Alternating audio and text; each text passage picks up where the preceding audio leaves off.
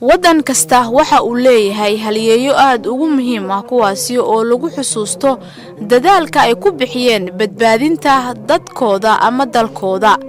sidaasi si la mid ah Soomaaliya waxa ay leedahay dad ay ku faanto oo aysan marnaba si fudud ku iloobi karin dadka Soomaaliyeed taariikhda halganka Soomaaliya waxa baal dahab ah kaga jira marka laga soo tago ragga dumarka kuwaasi oo kaalin weyn ka soo qaatay xorriyad raadinta iyo la dagaalankii gumeystihii haystay dalkan Timiro Cukaash Guuleed ayaa ka mid ah dumarka taariikhda weyn ku leh halganka Soomaaliya waxayna maal iyo nafba u hurtay sidii Soomaaliya ay isaga qaadi lahayd heeryadii gumeysiga waxay qayb libaax leh ka qaadatay halgankii iyo howlihii ay wadeen ururkii dhalinyarada Soomaaliyeed ee SYL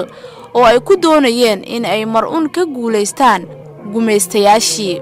Timiro intii ay ku jirtay raadinta xorriyadda Soomaaliya waxay u soo martay dhibaatooyin badan oo iyada iyo qoyskeedaba soo gaaray ha yeeshee taasi kama aysan joojin inay gaarto hadafkeeda Timiro Cukaash Guuleed waxaa xabsiga dhigay gumeystayaashii kadib iska hor imaadyo ka dhacay magaalada Kismaayo oo u dhaxeeyay gumeystaha iyo dadkii Soomaaliyeed muddo 2 sano ah oo ay xirneed Timiro waxay xabsiga ku dhashay gabar loo bixiyay Primo Agosto sidoo kale Allah u naxariistay saygeedii waxa si naxariis darro ah ku dilay gumeystihii waddanka haystay xornimada haddaan loo dhiman lama gaaro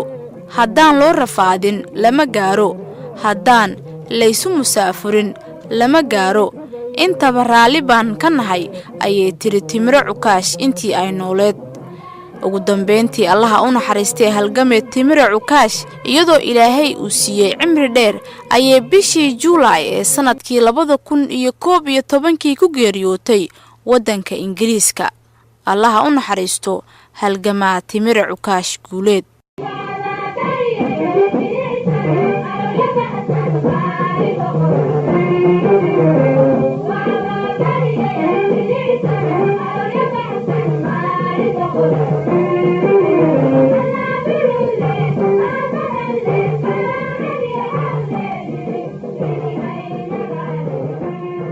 لين ما أنا قبل ميل بانك وذا دقال ميني عقلي بانو ذا شري إن أنا كأون للصراع بعد أن تيرو هيت نين لقاس بشري ما شرو نين والبنية دي سندوق السعودي يعلن هل